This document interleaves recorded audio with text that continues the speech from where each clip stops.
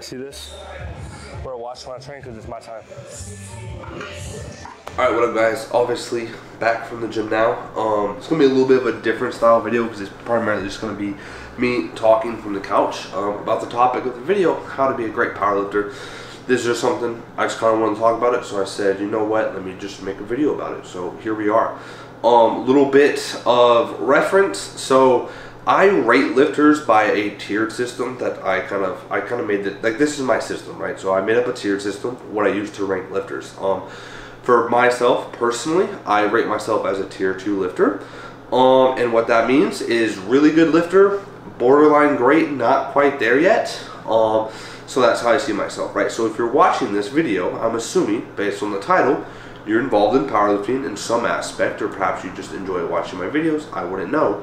But if you are, you probably have desires to be somewhere in what I would call a tier 1, a tier 2, or a tier 3 lifter. Now, in my tier system, there's 6 tiers essentially, right? So tier 1 is the best of the best. Tier 1 is the lifters who have won a world championship, won a national championship, whether it be like IPF Worlds or USAPL Nationals, or the 2 or 3 other people who have that potential to win that title. Because every year there's only a handful of people in each weight class who have potential to win the title, right? That is a tier 1 lifter, the best of the best. Now, tier 2 is that next level lifter, which I kind of see myself at, who is really good, competitive at the national level, so well above the national qualifying total, but not quite good enough to contend for the title. That is a tier 2 lifter. That is where I see myself. Tier 3 lifter is a national level lifter, someone who can qualify for nationals, not relatively easily, but they don't have to push really hard to qualify for nationals, but they're not anywhere close to contending. They're just kind of there, right? That's a tier 3 lifter, still a great lifter. If dot scores probably well over 450 for a guy for a tier 3 lifter, but just to give you perspective there. A tier 4 lifter is a really good local level lifter / borderline qualifying total for nationals. That is a tier 4 lifter. Then you have your tier 5 lifter, which is extremely competitive at the local level, solid lifter overall. And then your tier 6 lifter is generally someone who's newer, coming into the sport, just your average local level lifter. That's what I would call a tier 6 lifter, right? So this video is essentially going to imply how to be a great powerlifter. So obviously a great powerlifter can be defined as whether either winning or just putting your best foot forward to be a really solid lifter, someone a coach loves to have on their roster. In a way that can just be what a great powerlifter is for you, right? But anyway, a great powerlifter, I would say someone tier 1, 2, or 3. Those are great lifters, each with their own aspects, because they're going to show the traits that it takes to be a great lifter, so that within and of itself would make them a great lifter, right? So yeah, so that's just how we're gonna get onto it. I don't want this video to be too long, so I'm just gonna kind of get on into it with my points, and we're just gonna go from there. So step 1 is literally be consistent, right? Consistency is the name of the game, and not just in powerlifting, but in pretty much anything you do in life. If you're consistent, you're probably going to be successful. And when I say be consistent, I'm going to use myself as an example. So in the 5 years that I've been powerlifting, I can count on one hand how many times I've missed a training session. That is consistency. That is how you win, essentially, right? You be consistent. And what I mean by that is 5 times, it's probably, I believe it's only 4 times that I've simply not trained and didn't make it up, right? So generally, sometimes if I'm out on a weekend and I know I won't be able to train, you know, I move the main work up either a day or I push the main work back a day, right? Either way, the work gets done, and that is how I maintain consistency. There's only been a handful of times in the past 5 years that I simply had just not trained when I was supposed to train. That's what I mean by consistency. Not training when I'm supposed to train. Obviously, you want to be great, you got to be consistent, right? So it pretty much starts with just having that consistency and being able to develop it for a long term.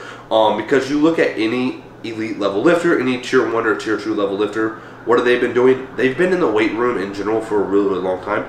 Now, some of them may say, oh, I've only been powerlifting for 1 or 2 years. But okay, but how long have you been in the weight room in your life? You know what I'm saying? So for example, while I've been powerlifting for 4 years, going on 5 years, I've been in the weight room since I was basically 13, so I have 13 years of weight room experience. And when I was in high school, I worked with trainers, so I was pretty much always trying to get better obviously at that time I had different goals, right? So step one is be consistent. And I know a lot of elite level lifters who will, when they're traveling, they prioritize their training. Wherever they go, they prioritize their training. So if you want to reach that level, just know training has to hold an important value in your life. And I'm assuming it's just a sacrifice that you have to make. But if you value it that much, it's not really a sacrifice. So step one, be consistent. I actually wasn't going to mention this step, but then I feel like it's almost too obvious, but I'll assume nothing's obvious. But obviously, get a coach. Find a coach that you feel like you can build a good relationship with, and then look to work with that coach for a long time, right? Because the longer you're with the coach, the more data they have, the better the relationship is, and generally it's going to get better and better once they have all that feedback, right? Now, once you have a coach, obviously communicate with them. Trust me, they can't read your mind. They have no idea how you feel, what you think. You have to tell them that, okay?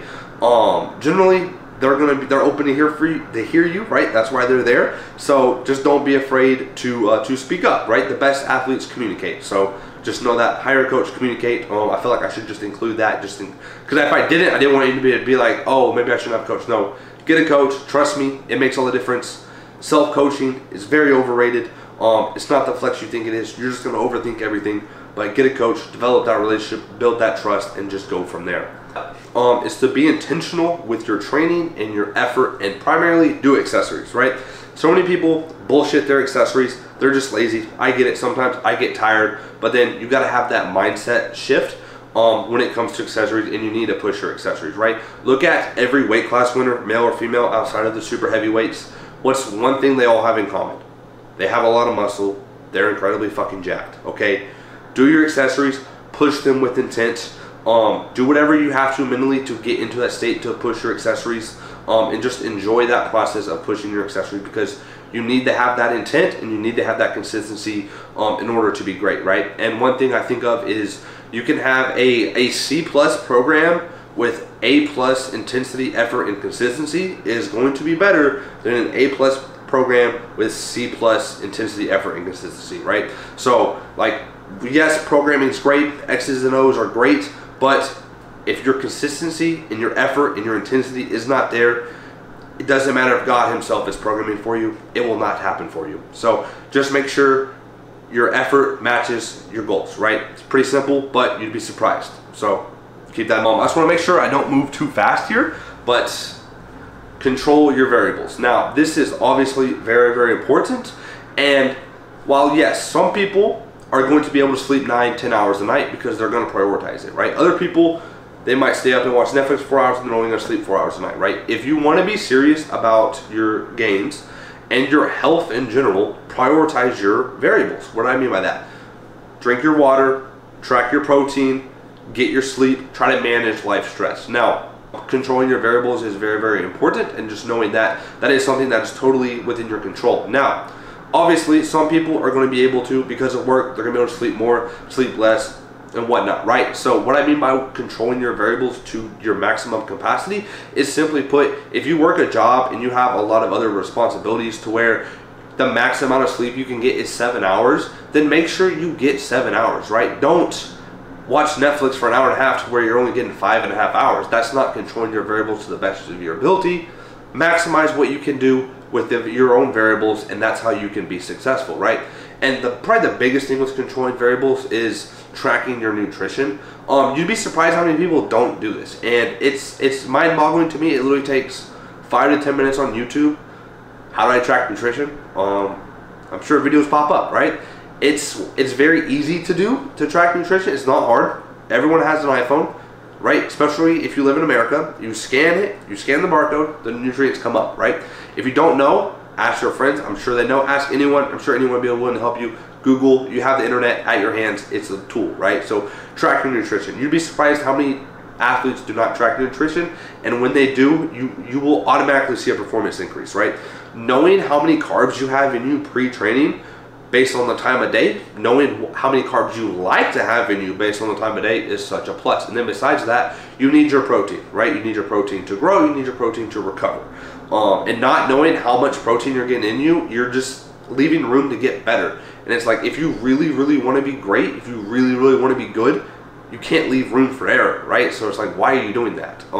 So yeah, tracking nutrition is 2023. It's not hard, okay? MyFitnessPal is free. There are these other two apps, Macro Factor and Carbon Diet Coach. They're both $11 a month. I've used both of them to test them out. I like them both, okay? $11 a month, tracking nutrition. It'll help you if you have no idea what you're doing. Other than that, you can just get on YouTube, how to track macros, how to figure out my macros. You spend 20 minutes, 30 minutes learning that, you'll be in a good spot, right? And if you really want to be great, you'll make time for 20 minutes to learn that, right? So tracking nutrition, I literally cannot stress that enough. My best training is when I track my nutrition. And then if I don't track it, I get lazy and I wonder why stuff feels off. It's like, oh, well, there's my nutrition, right? So it's just one of those things you got to do. Another step to being a great lifter in general is just be prepared for the long game. I play a lot of chess in my free time. Some people will say I'm addicted. I would not go that far. But I always say play chess, not checkers. And simply what I mean by that is be ready to play the long game, always trying to be thinking ahead, right? I was listening to this business podcast a few days ago, and this guy made this great point about new business owners. He said new business owners overestimate what they can do in a year, but they underestimate what they can do in 5 to 10 years. And I was like, you know what? That sounds like a lot of powerlifters. A lot of powerlifters want it now. They want it now. They want it now. They don't realize that's not how it works. You're gonna get burnt out. You gotta learn to enjoy it and be there for the long game, especially if you want to be great. I'm assuming you already love the process, you love lifting, which is, you probably gotta have that at your core, right? So then you need to realize consistency over time. You stack the wins week after week, month after month, year after year, you're gonna be really damn good, right? So just learn to play the long game. Like for instance, for me, I'm not really too much worried about what I can do this year. I'm trying to take that step to go to tier 1. So I'm thinking about, you know, if I can be consistent in the next 2 or 3 years, I think I can be in a really good spot in the next three to 4 years. That's how far ahead I'm literally thinking right now. But right now I'm focused on doing everything I can in the daily to get to that point in 3 to 4 years, right? So just understand it's the long game, understand it's a process, right? Now obviously some people, they have great genetics, they're gonna get there faster than others. But you can still be a great lifter without elite genetics, right? If you're consistent, do all the little things right, you could still have great experiences within powerlifting.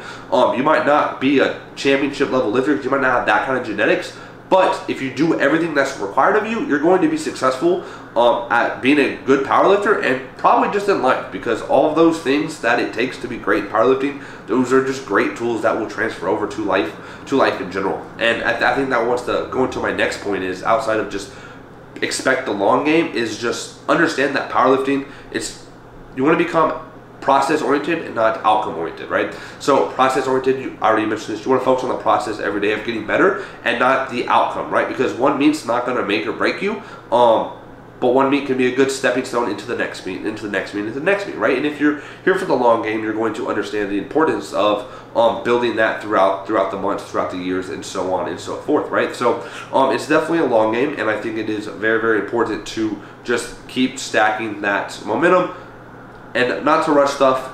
Become process oriented. Don't worry too much about the outcomes, because if you take care of your business every single day, the outcome will come, right? And at the end of the day, so, you know, some people, they want to be super pessimistic and they'll say like, oh, I don't know if I have elite genetics, is powerlifting worth it? Well, the reality is, if that's your attitude, you're probably not going to be very successful at many things in life. And if that's your attitude, powerlifting is definitely not for you, so you shouldn't worry about it. But I think most people, when it comes to if they're worried about if they're good enough or not, they're worried about the wrong thing, because simply put forth, the majority of people do not work hard enough or long enough to ever find out where their genetic potential even is. But even if they did work hard enough and then they work hard enough, or if they work hard enough and they work long enough, and let's say they didn't quite win, quote unquote, whatever their big goal was, well, what else did happen? You had a lot of fun. You got really strong. You probably made a lot of great friends. You were really disciplined. And now all of a sudden your bones are really healthy. Your ligaments are really healthy. Your body is really healthy in general. You're going to be 50 years old and be able to move. You're going to be 70 years old and be able to pick up your grandkids. Like, does that sound like a loss? No, it doesn't. So it's all in the process, and you just have to understand that at its core, lifting weights is really healthy for you. So it's not a waste of time to just pursue to be really good at it. And if you're really disciplined with it, well, that carries over to your life in general, and that's only going to help you in every other aspect of life, right? So just be mindful of that, right? So it's definitely not a waste, although if people do think it's a waste, they're probably not listening to this video. But if people tell you that, just know there's more to it than just powerlifting, and there's a lot of healthy things about powerlifting and a lot of things that can benefit you in the future, right? So I always say this, like, I don't really train for powerlifting. I kind of train for life, because I'm always going to be in the weight room. I'm always going to squat, bench, and deadlift in some form. So if I'm like 50 years old and I want to go randomly do a meet, like, I'm going to go do a meet because I can, right? It's going to be fun. So I just kind of always have that mindset. It's about the journey, right? And you have to enjoy the process, right? There's that really good quote: "Man who loves walking will walk farther than the man who loves the destination." And if you really want to reach that tier 3, tier 2, tier 1 level, you have to love the journey. I'm telling you right now, you gotta love the journey.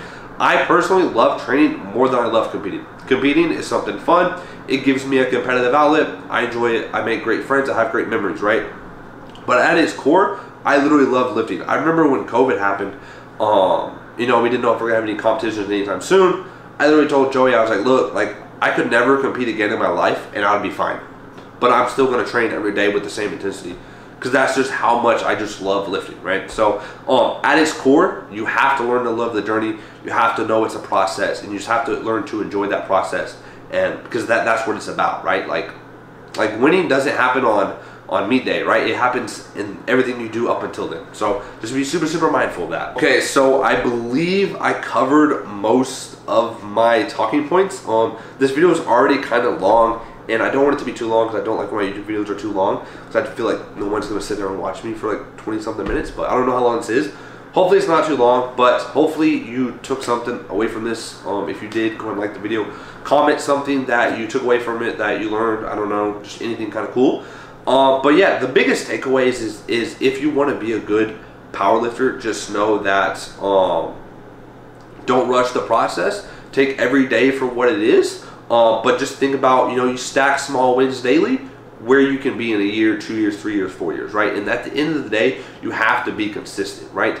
Every successful person in life is just consistent. They worked really hard and they were way more consistent than everyone else. And that's a lot of what powerlifting is. So yeah, a lot of people can be really good if they're just really, really consistent. Take it from me. My first meet, my dot score was like 360. I had a less than 1,300 pound total. Just be consistent, show great effort, enjoy the process, enjoy the journey, and you're gonna be all right, right? And like I said, if you do all those little things, let's say you want to be world champion, but you do everything in your power and you don't reach world champion, well, you're still gonna be a damn good lifter, and you're gonna have a lot of good traits that are gonna help you all over in life, and you're probably gonna be really, really healthy and really, really strong, and you're probably gonna look really good too. So you're still winning, right? So just kind of keep all that in mind, and yeah, so hopefully this helps.